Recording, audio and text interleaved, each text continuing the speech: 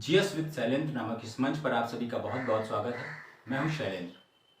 पिछली क्लास में हम लोगों ने अनुसूचियों के बारे में अध्ययन किया और उसी में 5वीं अनुसूची के बारे में हम लोग विशेष अध्ययन करने के लिए ये वीडियो आपके लिए प्रस्तुत है।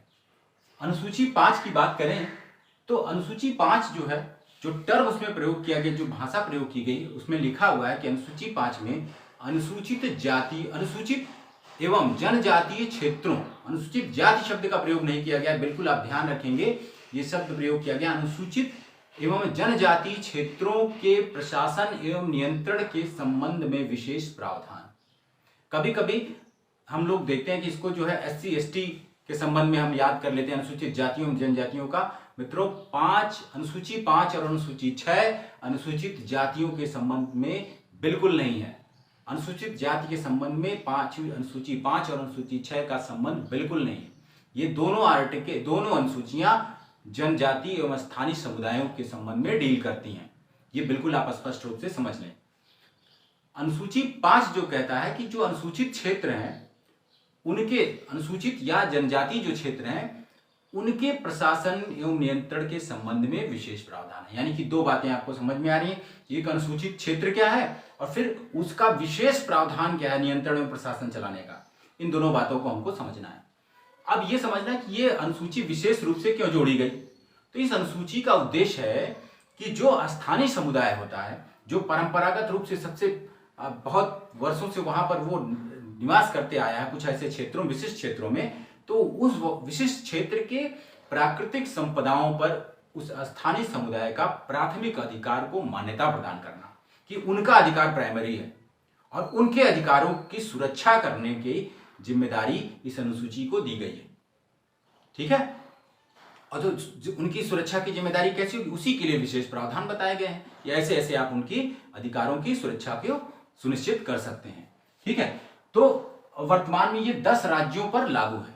देखिए, अनुसूची 6 भी हम लोग पढ़ेंगे, वो बिल्कुल वो अनुसूचित जनजातियों के अधिकारों के संबंध में बात करता है, वो भी पूर्वोत्तर के 4 पहाड़ी राज्यों के संदर्भ में। और ये अनुसूची जो है स्थानीय समुदाय या जनजातियों के बारे में, उसकी सुरक्षा के बारे में, उनके अधिकारों की रक्षा के बारे में प्रावधान करती है, लेकिन वो उनके अतिरिक्त शेष भारत में किसी राज्य के भीतर। ठीक है। तो इसमें ये 10 राज्यों में वर्तमान में लागू है। इस अनुसूची को ध्यान में रखेंगे आप, और वो 10 राज्य की सूची आपको ये बगल में लिख दिया गया है, जिसको आप याद कर लेंगे। कभी पूछा जा सकता है कि 4 दे देगा, एक किसी अतिरिक्त को दे देगा, कहेगा इसमें से किस राज्य में अनुसूची 5 के प्रावधान लागू नहीं होते हैं। तो आप ये 10 राज्यों को याद कर लेंगे। आंध्र प्रदेश, तेलंगाना, महाराष्ट्र, मध्य प्रदेश, छत्तीसगढ़, राजस्थान, गुजरात, उड़ीसा, झारखंड और हिमाचल प्रदेश। ये पूरा नहीं है, इनके कुछ क्षेत्रों में जहां पे स्थानीय जनसंख्या निवास करती है, जहां स्थानीय जनसंख्या का घनत्व ज्यादा है, जनजातियों का घनत्व ज्यादा है, और वहां के शेष निवासियों और उन जनजाति समुदायों के आर्थिक स्तरों में पर्याप्त अस्पष्ट विषमता दिखाई देती है, ऐसे क्षेत्रों को अनुसूचित क्षेत्र के रूप में दर्जा दे दिया जाता है। और जब वो क्षेत्र अनुसूचित क्षेत्र के रूप में दर्जा हो गया, तो वहां पर एक विशेष प्रावधान लागू होने लगते हैं। राज्य और केंद्र के कानून वहां पर उनकी लागू होने की सीमाएं निर्धारित हो जाती हैं। अभी हम लोग आगे एक्सप्लेन करेंगे। तो बात समझ रहे हैं आप कि जो ये 10 राज्य में लागू है अनुसूची, वो उस राज्य के भीतर एक विशिष्ट क्षेत्र होगा, जिस क्षेत्र में इन आधारों पर उसको अनुसूचित क्षेत्र घोषित कर दिया जाएगा राष्ट्रपति के द्वारा। किस आधार पर? जनजाति जनसंख्या की बहुलता हो उस क्षेत्र में, क्षेत्र की सघनता, युक्तियुक्त आकार हो, मतलब सघन रूप से वहां पे जनसंख्या निवास करती है जनजातियों की, और उसका आकार भी एक रीजनेबल आकार हो, बहुत छोटा ऐसा ना हो कि बहुत कम एरिया में वो लोग निवास कर रहे हैं। वो क्षेत्र भी बड़ा होना चाहिए, पर्याप्त रूप से रीजनेबल होना चाहिए, और वहां पे अधिकतर जनजाति जनसंख्या ही अधिक प्रभावी होनी चाहिए, और वहां वो क्षेत्र बहुत ही अल्प विकसित अवस्था में है, और वहां के निवासियों के मध्य जो जनजाति हैं और अन्य निवासी हैं, उनकी आर्थिक स्तरों में पर्याप्त अस्पष्ट हमको दिखाई देता हो, विषमता दिखाई देती हो। तो ऐसे क्षेत्रों को अनुच्छेद 244(1) के अंतर्गत राष्ट्रपति आदेश जारी करके अनुसूचित क्षेत्र का दर्जा प्रदान कर देते हैं। और जब वो क्षेत्र अनुसूचित क्षेत्र के रूप में एनरोल्ड हो गया, सूचित में शामिल हो गया, तब वहां पर उसके प्रशासन के संबंध में विशिष्ट प्रकार से प्रावधान देखे जाते हैं। विशिष्ट प्रावधानों से उनका प्रशासन चलाया जाता है। अब उन प्रशासनों के बारे में आइए हम देखते हैं। तो यहाँ तक आप समझ गए होंगे कि जनजातीय अनुसूचित क्षेत्र कैसे जारी किया जाता है, उसका मानक क्या ये है। दरअसल ये मानक संवैधानिक या कोई विधान के आधार पर नहीं है, ये भारत शासन अधिनियम 1935 और अनुसूचित जाति एवं जनजाति आयोग 1961 के जो सुझाव थे, कुछ उनके सिद्धांत दिए गए थे, उन दोनों को मिलाकर एक मानक बनाया गया है। तो इसी मानक के आधार पर अनुसूचित क्षेत्रों को के रूप में किसी क्षेत्र को दर्जा दिया जाता है, और दर्जा देने का अधिकार किसको है? राष्ट्रपति आदेश द्वारा ऐसा दर्जा प्रदान कर देता है आर्टिकल 244(1) के तहत। अब जब ये दर्जा हो गया घोषित, तो अब इसका विशेष प्रावधान कैसे होगा, अब वो देखते हैं हम लोग। तो विशेष प्रावधान के संबंध में देखिए क्या है कि सबसे पहले तो राज्यपाल यहाँ पे, अब जब वो अनुसूचित क्षेत्र हो गया तो उस क्षेत्र, जिस राज्य के अंतर्गत वो अनुसूचित क्षेत्र है, उस राज्य का जो राज्यपाल है, उस अनुसूचित क्षेत्र के संबंध में उस राज्य के राज्यपाल को विशेष अधिकार प्राप्त है। ये बिल्कुल आप बिल्कुल स्पष्ट हो लें कि राज्यपाल को विशेष अधिकार प्राप्त है। कैसे कि देखिए, राज्यपाल जो है संवैधानिक रूप से ये तय है कि ऐसे अनुसूचित क्षेत्रों के प्रशासन के संबंध में प्रतिवर्ष राज्यपाल राष्ट्रपति को प्रतिवेदन भेजता है, और कभी अगर राष्ट्रपति भी मांग कर दे तो भी उसको ये प्रतिवेदन ऐसा भेजना होता है। तो प्रतिवर्ष तो नियम है, उसके अतिरिक्त जब जब राष्ट्रपति उसको निर्दिष्ट करे। दूसरा क्या है, इसके विशेष प्रावधान क्या है? दूसरा प्रावधान विशेष ये है कि जो केंद्र सरकार है वो इन अनुसूचित क्षेत्रों के प्रशासन के संबंध में राज्य सरकारों को निर्देश जारी कर सकती हैं, और उन निर्देशों को मानना राज्यों के लिए एक तरह से अनिवार्य है। ठीक है, तो ये दो प्रावधान ये हो गए विशिष्ट रूप से कि अनुसूचित क्षेत्र के संबंध में भले ही किसी विषय से संबंधित हो, केंद्र सरकार निर्देश जारी कर सकती है कि आपको इस क्षेत्र में इस प्रकार के प्रशासन को ये व्यवस्था, ये योजना लागू करनी है। तो ये दो बातें हो गई, सामान्य बात है। अब जो विशिष्ट आपको जानना है वो है इसका प्रावधान, जनजाति सलाहकार परिषद का प्रावधान, जिसको हम कहते हैं टीएसी, यानी कि ट्राइबल एडवाइजरी काउंसिल, जनजाति सलाहकार परिषद। ये क्या है कि जब क्षेत्र अनुसूचित क्षेत्र के रूप में घोषित कर दिया जाता है तो उस क्षेत्र में एक जनजाति सलाहकार परिषद की स्थापना की जाती है। जनजाति सलाहकार परिषद की स्थापना यानी उसका गठन किया जाता है, और उसमें कम से कम 20 सदस्य होने चाहिए। कम से कम 20 निर्धारित नहीं, कम से कम 20 होने चाहिए, उससे ज्यादा भी हो सकते हैं। और इस 20 में से देखिए क्या होता है कि 3/4 सदस्य कैसे होने चाहिए। बहुत इंपॉर्टेंट ये बात ध्यान से सुनिए कि जनजाति सलाहकार परिषद की सदस्यों की संख्या कम से कम 20 होनी चाहिए, और उस 20 में से 3/4 सदस्य ऐसे होने चाहिए जो उस राज्य की विधानसभा में अपने जनजाति समुदाय का प्रतिनिधित्व करते हैं। यानी कि अगर इसमें मान लीजिए कि 20 ही सदस्य हों, तो इसमें 15 ऐसे सदस्य होने चाहिए जो राज्य की विधानसभा में विधायक भी हों। ठीक है, तो अगर ऐसी सदस्य संख्या विधायकों की संख्या 15 नहीं है जो जनजाति इस समुदाय के प्रतिनिधित्व करते हैं, तो जनजाति समुदाय से ही ये सदस्य भरे जाएंगे। यानी कि 3/4 सदस्य तो जनजाति समुदाय के प्रतिनिधि के रूप में ही रहेंगे। और इनका कार्य क्या है? अब इनका कार्य क्या है? जो टीएसी होगी वो ऐसे मामलों पर परामर्श देगी जो राज्य में अनुसूचित जनजातियों के कल्याण और संवर्धन के संबंध में निर्देश दिया जाए राज्यपाल के द्वारा। यानी राज्यपाल इन परिषदों से जनजातियों के कल्याण, उनकी उन्नति, उनकी प्रगति, उनके जीवन संवर्धन के संबंध में उनको विषय देंगे, और उस विषय के संबंध में टीएसी अपना परामर्श राज्यपाल को देगी प्रत्येक विषय में।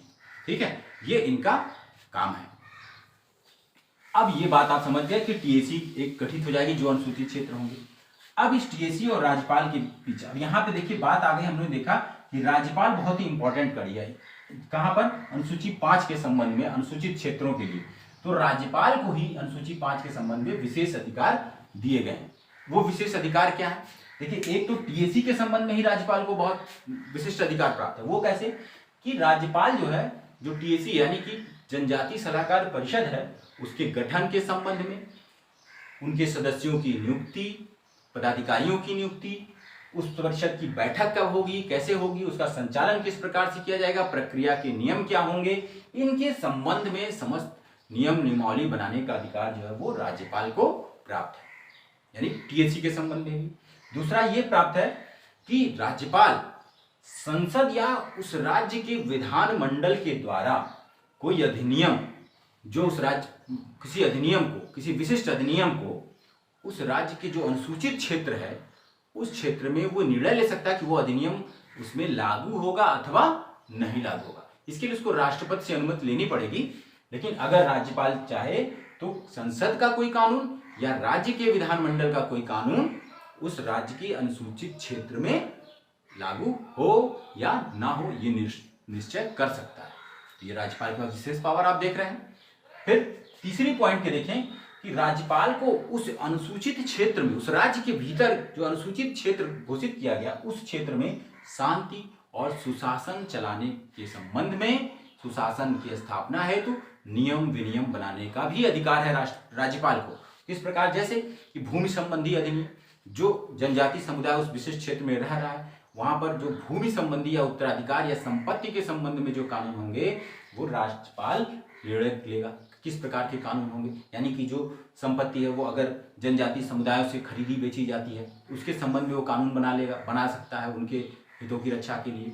इसी प्रकार से जो भूमि का आवंटन हो रहा है एसटी समुदाय में, अनुसूचित जनजातियों के संबंध में, उसके संबंध में वो निर्णय लेगा।